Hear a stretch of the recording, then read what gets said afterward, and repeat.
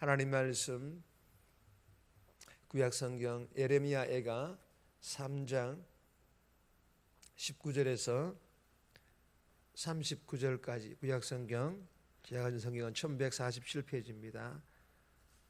1147페이지 19절에서 39절인데 우리 합독은 3장 19절에서 24절까지 그리고 32절에서 33절까지 나누어 읽습니다. 3장 19절입니다.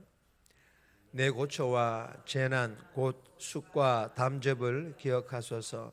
내 마음이 그것을 기억하고 내가 낙심이 되오나 이것을 내가 내 마음에 담아 두었더니 그것이 오히려 나의 소망이 되어 사오면 여호와의 인자와 긍휼이 무궁하심으로 우리가 진멸되지 아니함이니이다.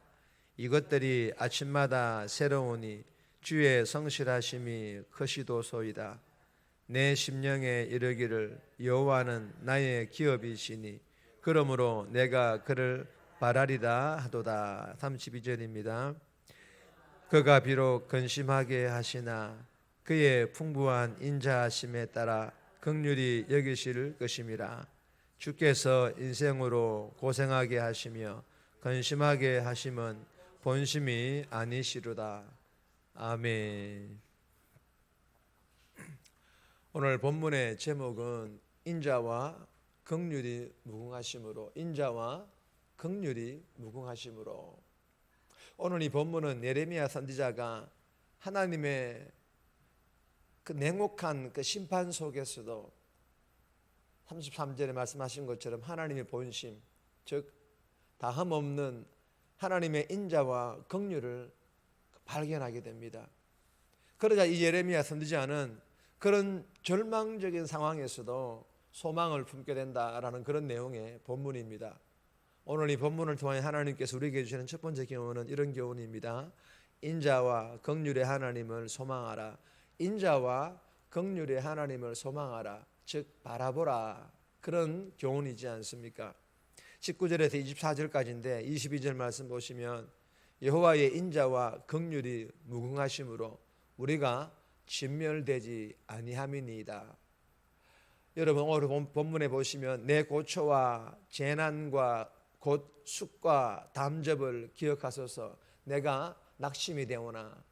여러분 이 고초, 재난, 쑥, 담즙은 무엇을 의미합니까? 하나님을 배반한 유다 백성들을 향한 하나님의 진노, 매, 진멸, 즉 징계를 의미합니다.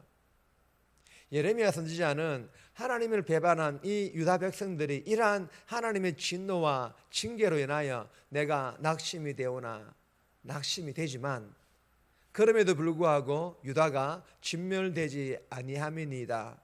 완전히 진멸되지 않고 아직 생존해 있는 이 유다 백성들을 바라보며 이 유다 백성들을 향한 하나님의 사랑과 불쌍히 여기시는 하나님의 본심, 즉 마음을 발견하게 됩니다.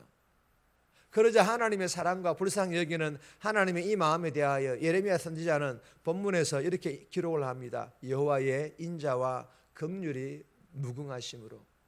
여호와의 인자와 긍휼이 무궁하심으로. 여러분 시편 118편에서 주의 인자에 대하여 제가 금요기도회 때 나누었던 여러분 기억나십니까? 여러분 이 하나님의 인자는요, 하나님의 사랑과 예수님의 십자가 사랑과 그리고 용서의 마음과 불쌍히 여기는 마음이라고 우리가 배웠습니다.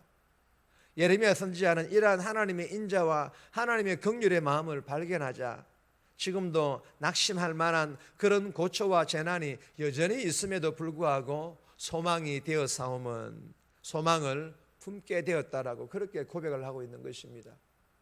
여러분 예레미야는요, 이스라엘의 기업이신 하나님께 다시 선을 베푸실 것을 믿고 하나님만을 소망하며 하나님만을 바라보겠다고 그렇게 고백하고 있는 것입니다.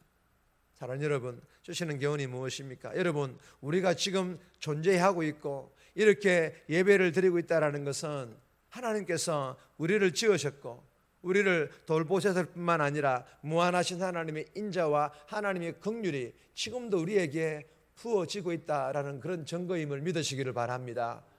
그리고 오늘도 삶에서 우리가 어떤 고난과 아픔, 때로는 생각지도 못한 그런 어려움들을 마주한다 할지라도 소망 대신 그 하나님만 바라보며 견디고 이겨내는 저와 여러분들이 복된 삶 되시기를 주님의 이름으로 축복합니다. 두 번째 주시는 교훈입니다. 회복이 하나님의 본심입니다. 회복이 하나님의 본심이다라는 그런 교훈입니다. 25절에서 33절까지인데 33절 말씀 보시면 주께서 인생으로 고생하게 하시며 근심하게 하심은 본심이 아니시리로다. 여러분, 주께서 인생으로 고생하게 하시며 근심하게 하시면 본심이 아니시리로다. 여러분, 하나님께서는 자기 백성들을 징계하기 위해 고난에 처하게 하시지만 그러나 그것이 하나님의 본심이 아니시라는 것입니다. 징계의 이유는 죄 때문이기 때문에 죄를 묵과하실 수 없는 하나님이시기 때문에 죄에 대한 징계는 반드시 이루어져야 합니다. 그럼에도 불구하고 징계가 목적, 즉 하나님의 본심이 아니라는 것입니다. 첫 번째로 나누었던 것처럼 하나님께서는 자기 백성인 유다 백성들에게 그들의 죄로 근심하게 하실지라도 영원한 사랑과 불쌍히 여기는 즉 하나님의 인자하심을 변함없이 부어주셨다라는 것입니다. 예레미야는 유다를 벌하심에도 하나님의 인자하심의 그 본심을 알고 있기에 유다 백성들을 향하여서도 여호와의 구원을 바라고 잠잠히 기다림이 좋도다. 절망하거나 조급해하지 말고 조금만 더 기다리자라고 그렇게 말하고 있는 것입니다.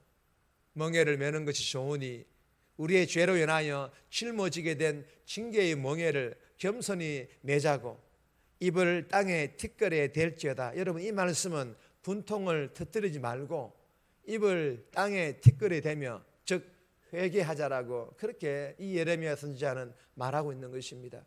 사랑하는 여러분, 주시는 교훈이 무엇입니까? 우리에게 어떤 어려운 일들이 생길지라도 그리고 이 일이 나의 죄로 인한 그런 결과일지라도 어려운 일이라는 징계가 하나님의 본심이 아니라는 것입니다. 하나님 본심은 오히려 우리가 어려운 일이라는 이 징계를 받지 않는 것이며 그러나 죄로 인한 징계가 주어질지라도 하나님의 본심은 회복이라는 것입니다. 그래야 자기 죄를 회복하며 회개하며 하나님의 회복의 은혜를 기다림으로 용서의 하나님, 긍휼의 하나님, 즉 인자하신 하나님께서 싸매어 주시고 고쳐주시는 즉 회개케 하시는 하나님의 은혜를 오늘도 삶에서 경험할 수 있기를 주님의 이름으로 축복합니다.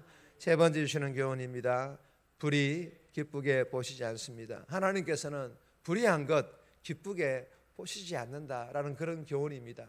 34절에 36절까지 말씀은 따로 읽지 않겠습니다. 여러분, 우리가 믿는 하나님은요, 힘없는 자를 누르고 짓밟으며 인권을 유린하는 일, 공평하게 해야 하는 재판에서 억울한 판결을 내리는 일을 자시하지 않으시고 공의로 바로 잡으시는 그런 하나님이십니다. 예레미야 선지자는 이러한 하나님이 자신이 믿는 하나님이시며 유다의 하나님이심을 믿기에 유다 백성들을 학대하고 폭행하는 악한 바벨론을 하나님께서 심판하실 것을 믿고 희망을 품고 있다라는 것입니다. 여러분, 하나님의 공의는요, 불의한 성자에게는 위협이 될 것이며 회개하는 패자에게는 위로가 될 것임을 믿고 믿지 않는 자들이 잘됨과 세상의 불의가 승승장구하는 것을 부러워하지 않기를 주님의 이름으로 소망합니다. 네 번째 주시는 교훈은 정말 있습니다. 화와 복을 결정하시는 하나님. 징계를 말하면 징계와 복을 결정하시는 하나님이심을 우리에게 교훈합니다. 37절에 39절까지인데 개인적으로 묵상하시기를 바랍니다. 정리합니다. 오늘도 어떤 고난과 아픔, 생각지도 못한 어려움들을 마주한다 할지라도 인자와 긍휼의 하나님, 소망 되신 하나님만 바라보며 견디고 이기는 삶 살게 해달라고. 징계가 하나님 본심이 아니라 징계를 받지 않는 것이, 징계를 받더라도 회복하는 것이 하나님 본심임을 알고 회개하여 회복해 하시는 하나님의 인자하심을 경험하게 해달라고 이 새벽에 기도하며 오늘 하루 살아갈 수 있기를 주님의 이름으로 부탁드립니다.